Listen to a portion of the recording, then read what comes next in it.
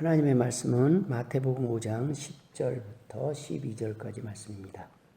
의를 위하여 박해를 받은 자는 복이 있나니 천국이 그들의 것임이라.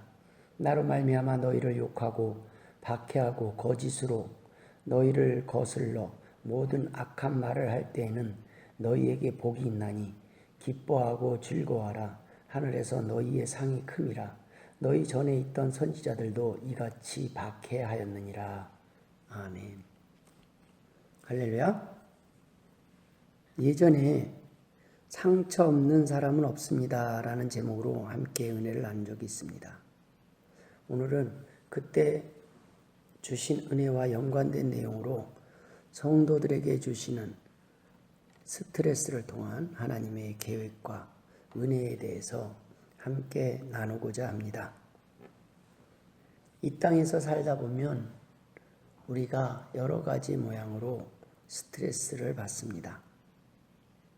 그것이 우리의 잘못으로, 우리의 죄로, 우리의 잘못된 선택으로 인한 스트레스도 있지만 때로는 아무 잘못도 없는데 도리어 하나님의 일을 하려고 하고 좋은 계획을 갖고 있는데 겪게 되는 스트레스도 있을 수 있습니다.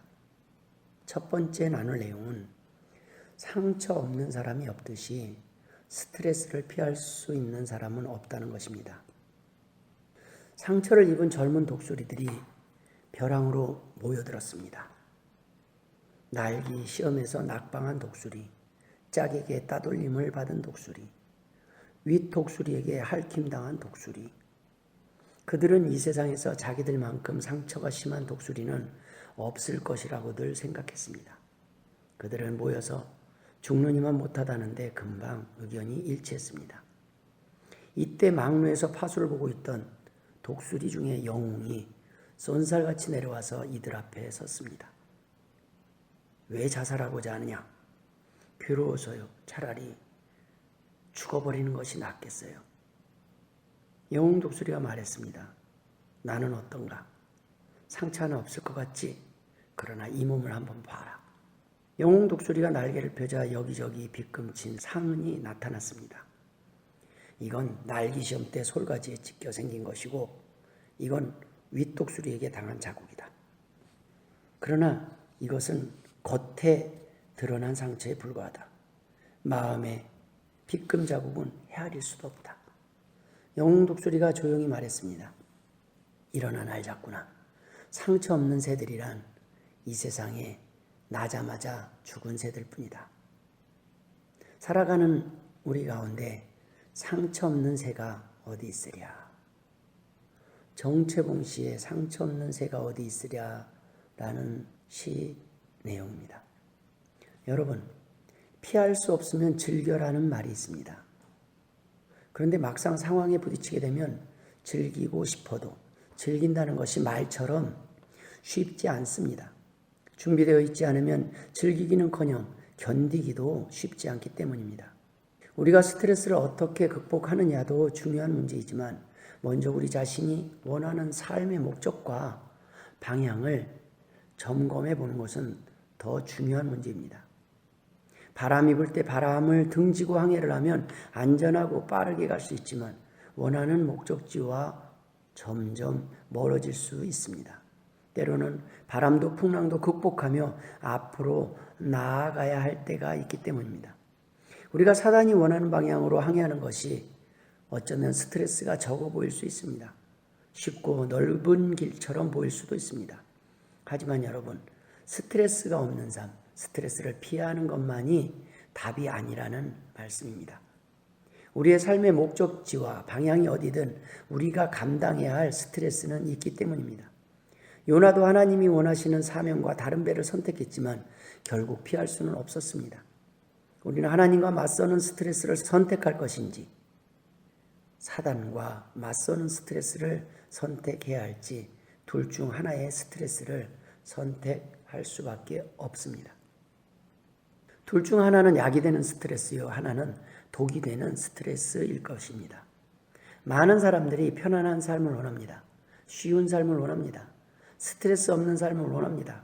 하지만 그 어떤 삶을 원하든 스트레스 없는 삶을 살 수는 없습니다.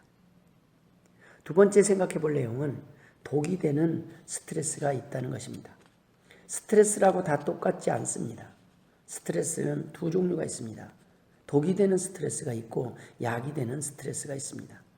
일반적으로 사람들이 자주 언급하는 스트레스는 독이 되는 스트레스입니다. 이 스트레스를 관리한다고요? 사실은 스트레스를 제거하는 것이 아니라 스트레스를 줄이고 다스리는 것이 최선일 뿐이라고 전문가들은 말하고 있습니다. 그러면 어떻게 우리는 이 스트레스를 줄이거나 다스릴 수 있습니까? 여러분, 스트레스의 양이 많을수록, 힘들수록, 기간이 길어질수록 독이 되는 스트레스가 일반적인 스트레스입니다. 이런 말은 이런 스트레스의 양이 적으면 건강하다는 의미는 아닙니다. 스트레스의 양이 적어도 크게 독이 되는 사람이 있고 스트레스가 많아도 건강한 사람들도 있기 때문입니다. 더 큰 스트레스를 겪었음에도 불구하고 더 행복한 사람들, 더 송광한 사람들, 더 건강한 사람들이 있습니다. 왜 그럴까요? 약이 되는 스트레스도 있기 때문입니다. 과연 스트레스란 무엇일까요? 한스 셀리에는 캐나다의 과학자였습니다. 위키 백과사전에서 그를 이렇게 소개합니다. 오스트리아와 헝가리가 합병된 나라에서 태어났으며 프라하에서 교육을 받고 캐나다 몬트리올로 이민을 간 사람입니다. 영어 단어 이해가 부족하여 다리 난간에 걸리는 긴장을 표현하는 물리학적 용어를 차용하여 스트레인이라고 해야 할 것을 스트레스라고 쓰기 시작하여 훗날 잘못된 명명으로 개념상 혼동을 가져오는 것에 대해 크게 후회하였다고 합니다. 스트레인, 원래 그가 사용하고자 했던 의미는 스트레인이라는 단어였습니다. 변형, 당김, 과로라는 의미의 단어입니다. 그는 스트레스에 관하여 다음과 같이 이야기했습니다. 스트레스는 즐거운 것이든 즐겁지 않은 것이든지 간에 신체 기관에 어떤 부담을 주는 압박감으로 인하여 비특정적인 신체 반응이 일어나는 것을 말한다. 무슨 말입니까? 스트레인에 담겨진 원래의 의미대로라면, 즉 팽팽하게 당겨진 일촉즉발의 화살주의처럼 긴장된 상태입니다. 마치 강한 쇠줄이 팽팽하게 당겨져서 끊어지기 직전, 변형되기 직전의 상황인 것입니다. 피로가 쌓이고 쌓여서 누적되어서 쓰러지기 직전의 과로한 상황입니다. 폭발 직전의 상황입니다. 번아웃되기 직전의 상황입니다. 누구나 원치 않는 상황이라는 것입니다. 이러한 스트레스를 피할 수 있는 사람, 상처가 없는 사람은 아무도 없습니다. 우리가 잘 아는 처칠과 링컨도 우울증을 달고 살았다고 합니다. 우리의 삶 속에서의 크고 작은 스트레스는 삶에 부정적인 영향을 미칠 뿐 아니라 여러 가지 강박증의 원인이 될 수가 있습니다. 어쩌면 스트레스 없는 삶을 살기를 바라는 것 그 자체가 스트레스의 가장 큰 원인이 될 수도 있습니다. 여러분, 혹 상처 때문에 힘드십니까? 상처를 입은 가해자에게 복수하지 못할 때, 복수할 힘이 없을 때 괴로우십니까? 상처를 입고도 상대방에게 가만히 아무런 응징도 할 수 없는 자신의 연약함 때문에 속상하십니까? 상처 입을 때 침묵하시고 도와주시지 않는 하나님이 원망스러우십니까? 그 누구도 스트레스를 피할 수 없는 사람은 없습니다. 상처 없는 인생, 그러한 삶을 살아갈 수도 없습니다. 인간의 타락과 죄로 말미암아 사람들은 서로에게 스트레스와 상처의 원인을 돌리고 비난하며 살아가고 있기 때문입니다. 이러한 인간의 삶은 절망적입니다. 과연 상처와 스트레스는 우리의 삶에 독이 되기만 할까요? 정말 답이 없는 것일까요? 아닙니다. 하나님께서는 이런 스트레스를 즐기며 살아갈 수 있는 방법이 있다고 말씀하고 계십니다. 하나님의 나라, 하나님의 백성이 겪는 스트레스, 하나님의 백성에게 주시는 스트레스는 다르기 때문입니다. 바로 세 번째 우리가 함께 나눌 내용입니다. 바로 약이 되는 스트레스가 있다는 말씀입니다. 하나님이 원하시는 방향의 삶에도 스트레스가 여전히 있습니다. 세상이 원하는 방향과 다르기에 더 크게 부딪히고 더 힘든 상황에 직면할 수도 있습니다. 하지만 성도의 삶 속의 스트레스는 두려움이 아니라 기쁨의 이유라고 말씀하고 계십니다. 바로 오늘 본문의 내용입니다. 의를 위하여 핍박, 박해를 받는 자는 복이 있나니 천국이 그들의 것임이라.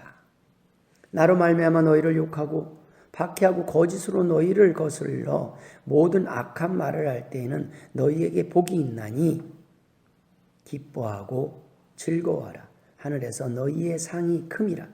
너희 전에 있던 선지자들도 이같이 박해하였느니라. 이전 설교에서 상처 없는 사람은 없습니다라는 제목으로 스트레스로 인한 상처와 아픔에 대해 나눈 적이 있습니다. 맞습니다. 아프지 않은 상처가 없듯이 아프지 않은 스트레스는 없습니다.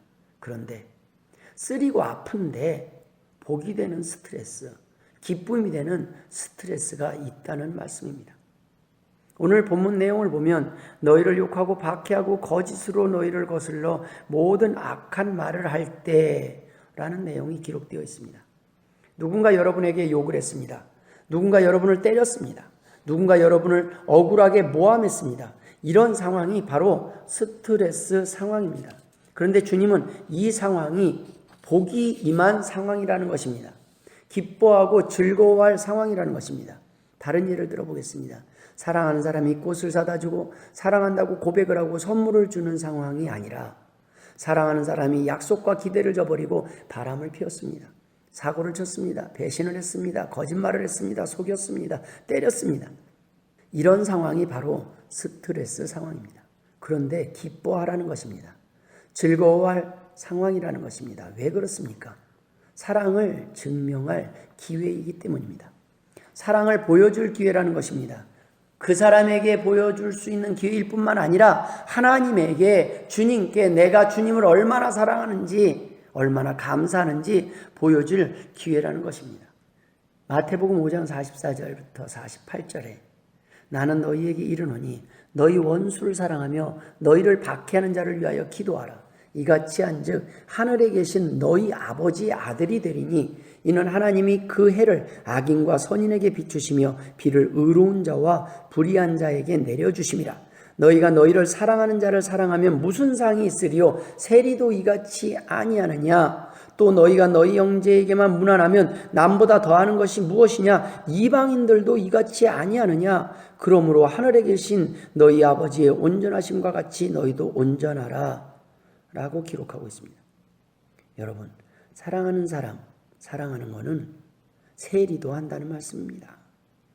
무난하는 사람, 무난하는 것은 이방인도 한다는 것입니다. 사고를 친 사람, 실망시킨 사람, 나를 때린 사람, 나를 욕한 사람, 나를 아프게 한 사람을 사랑하고 용서하는 것이 사랑이라는 것입니다. 여러분, 좋을 때 옆에 있는 사람, 좋을 때 사랑한다는 사람, 사랑할 만한 이유와 조건이 있을 때 사랑을 고백하기는 쉽습니다. 그러나 여러분, 배신당했을 때, 실망했을 때, 기대를 저버렸을 때 그럼에도 불구하고 다시 용서하고 사랑하는 것은 쉬운 것이 아닙니다. 그런데 오늘 마태복음 5장 44절 48절에는 이같이 해야 아버지의 아들이 된다는 말씀을 하고 계시는 것입니다. 누가복음 6장 27절에서 29절에는 그러나 너희 듣는 자에게 내가 이르노니 너희 원수를 사랑하며 너희를 미워하는 자를 선대하며 너희를 저주하는 자를 위하여 축복하며 너희를 모욕하는 자를 위하여 기도하라. 너의 이 뺨을 치는 자에게 저 뺨도 돌려대며 내 겉옷을 빼앗는 자에게 속옷도 거절하지 말라. 그냥 시키니까 할 수 없이 원수를 사랑하며 용서하라는 말씀이 아닙니다. 뺨을 치는 자에게 너 쳤어?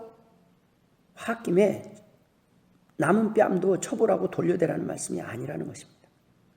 시키니까 하는 소극적 사랑이 아니라 사랑할 기회가 왔을 때라는 것입니다. 용서할 기회가 왔을 때라는 것입니다. 희생할 기회가 왔을 때라는 것입니다. 그때 기뻐하고 즐거워하며 그 스트레스 상황을 극복하라는 말씀입니다. 복음의 능력을 보여줄 기회라는 것입니다. 하나님의 사랑에 보답할 기회라는 것입니다. 내 믿음을 증명할 기회라는 것입니다. 이때의 스트레스는 약이 되는 스트레스라는 것입니다. 힘들지만 즐겁게 감당할 수 있는 이유가 있는 스트레스라는 것입니다. 복이 되는 스트레스입니다. 상을 받을 수 있는 스트레스입니다. 그것을 믿느냐는 말씀입니다. 예수를 믿었는데 건강을 주시기는커녕 암에 걸렸습니다. 이런 스트레스 상황입니다. 그런데 기뻐하라는 것입니다. 도리어 이때가 그동안 우리가 알고 들었던 믿음을 증명해 보일 기회라는 것입니다. 하나님의 자녀에게는 스트레스 상황이 나쁜 소식이 아니라 기쁜 소식이라는 말씀입니다. 아니, 하나님의 자녀들에게는, 믿음 있는 자녀에게는 나쁜 소식, 독이 되는 스트레스 자체가 존재할 수 없다는 말씀입니다. 모든 일이 합력하여 선을 이룰 것을 믿기 때문입니다. 로마서 8장 28절에 우리가 알거니와 하나님을 사랑하는 자 곧 그의 뜻대로 부르심을 입은 자들에게는 모든 것이 합력하여 선을 이루느니라 라고 말씀하고 계십니다. 스트레스가 없는 삶은 없습니다. 우리는 스트레스가 없는 삶을 소망하는 것도 아닙니다. 어떤 스트레스가 우리에게 유익한 스트레스인가를 생각하고 어떤 스트레스를 선택하느냐가 중요하다는 말씀입니다. 디모데후서 1장 8절에 그러므로 너는 내가 우리 주를 증언함과 또는 주를 위하여 갇힌 자 된 나를 부끄러워하지 말고 오직 하나님의 능력을 따라 복음과 함께 고난을 받으라 라고 바울은 고백하고 있습니다. 사람들은 스트레스를 피하기를 원하지만 사도 바울은 고난을 받으라고 권면하고 있는 것입니다. 갇힌 자 된 나를 부끄러워하기는커녕 기뻐하라는 것입니다. 하나님이 계시다면 어떻게 이럴 수가 있습니까? 아니, 다른 사람도 아닙니다. 사도 바울입니다. 그는 하나님 위에 온전히 충성한 주님의 제자입니다. 영광은커녕 그는 감옥에 있습니다. 건강은커녕 호강은커녕 그는 매와 채찍만 기다리고 있었습니다. 감옥에서 풀어내 주시기는커녕 결국 순교하고 말았습니다. 처형되고 말았습니다. 그런데 주님은 그러한 스트레스 상황을 기뻐하면서 즐기라고 말씀하고 계시는 것입니다. 고난을 즐길 수 있다고 말씀하고 계시는 것입니다. 여러분, 스트레스는 자신이 원치 않는 방향으로 일이 진행될 때 느끼는 불편함이요 압박감입니다. 동쪽으로 나아가길 원하는데 바람이 동쪽에서 불어온다면 그 맞바람이 셀수록 스트레스는 크게 느껴질 수 있습니다. 내가 원하는 방향과 주변 상황이 흘러가는 방향이 다를 때뿐 아닙니다. 내가 원하는 방향과 하나님이 허락하시고 인도하시는 방향이 다를수록 스트레스는 크게 느껴질 수 있습니다. 많은 사람들이 자신을 중심으로 세상이 돌아가길 원합니다. 하나님까지도 자신을 위해 존재하기를 원하기에 자신이 필요할 때 하나님을 찾고 선택할 수 있고 자신이 불편할 때 버릴 수 있다고 착각하고 살아갑니다. 아니, 그러한 하나님을 원합니다. 필요할 때만 옆으로 오시는 하나님입니다. 내가 죄질 때는 잠시 눈을 감고 안 봐주시기를 원하는 하나님입니다. 침묵하기를 원하는 겁니다. 내가 죄질 때, 내가 잘못된 길을 갈 때 간섭 안 하시는 하나님, 그런 하나님을 원한다는 것입니다. 내가 조정할 수 있는 하나님입니다. 나를 위해서 존재하는 하나님을 원한다는 것입니다. 하지만 성경은 하나님 중심으로 살아가는 것이 행복의 비결이라고 말씀하고 있습니다. 하나님이 원하시고 인도하시는 방향에 나의 삶의 목적과 방향을 맞추라는 것입니다. 그곳에 행복이 있다는 말씀입니다. 로마서 14장 6절 8절에는 나를 중히 여기는 자도 주를 위하여 중히 여기고 먹는 자도 주를 위하여 먹으니 이는 하나님께 감사하며 먹지 않는 자도 주를 위하여 먹지 아니하며 하나님께 감사하느니라. 우리가 살아도 주를 위하여 살고 죽어도 주를 위하여 죽나니 그러므로 사나 죽으나 우리가 주의 것이로다. 내가 하나님이 원하는 바람의 방향을 거슬러 올라가려면 힘들지만 하나님께 바람의 배를 맡기면 힘들지 않습니다. 어쩌면 우리가 지금 힘든 이유는 우리가 받는 스트레스는 상을 받는 스트레스가 아니라 하나님의 뜻을 거슬러 올라가기 때문에 부딪히는 맞바람은 아닙니까? 우리가 바람의 방향에 배를 맡기지 못하는 이유는 비인격적 속성의 바람을 믿을 수가 없기 때문입니다. 하지만 하나님을 믿는다는 것은 바람을 믿는 것과 다릅니다. 전인격적인 하나님의 속성을 믿는 것입니다. 운명을 따라가는 것이 아닙니다. 모든 것을 아시고 그럼에도 불구하고 실수하지도 실망시키지도 않으실 하나님의 약속과 인도하심을 믿는 것입니다. 그 결과와 과정 속에 어떤 일이 닥쳐도 끝까지 하나님의 동행하심을 믿을 때 비로소 스트레스가 약이 되는 것입니다. 모든 일이 합력하여 선을 이룰 것이기 때문입니다. 여러분, 쉽지 않을 것입니다. 우리에게 죄악의 습성이 남아있을 수 있을 때, 하나님이 주시는 스트레스에 대한 의미를 모를 때 우리는 약이 되는 스트레스 상황을 기뻐하고 즐기기는커녕 하나님을 오해하고 원망하고 불평할 수 있습니다. 목숨이 위험한 상황을 알면서도 험한 산을 오르며 그 상황 속에서의 스트레스를 극복하는 사람들이 있습니다. 그런데 그 사람들은 이렇게 표현합니다. 산을 오르면서 스트레스가 해소되었다고, 힐링이 되었다고 고백합니다. 도리어 산을 오르지 못할 때 스트레스를 견딜 수 없어서 다시 산을 오른다는 말입니다. 그들은 스스로 스트레스를 선택하며 살아갑니다.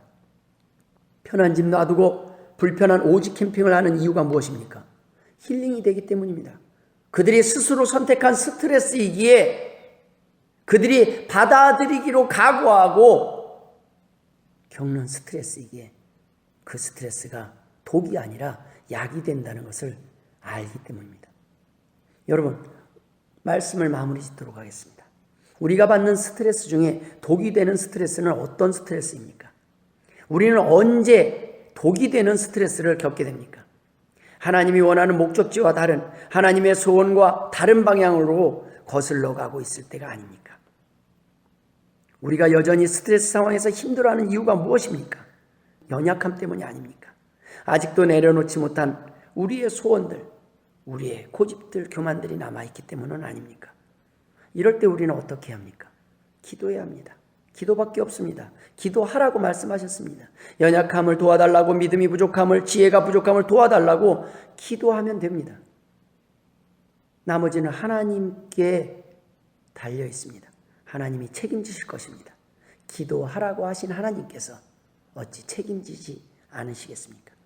하나님의 뜻을 알기 전에는 스트레스를 피할 길을 열어주시지 않은 하나님을 원망함으로 그 스트레스 상황이, 그 고난이 독이 되어 우리를 힘들게 했지만 말씀을 통해 스트레스의 정체를 알게 된 하나님의 자녀들은 이제 하나님을 위해 겪는 스트레스를 기쁨으로 즐기고 누릴 수 있게 된 것입니다.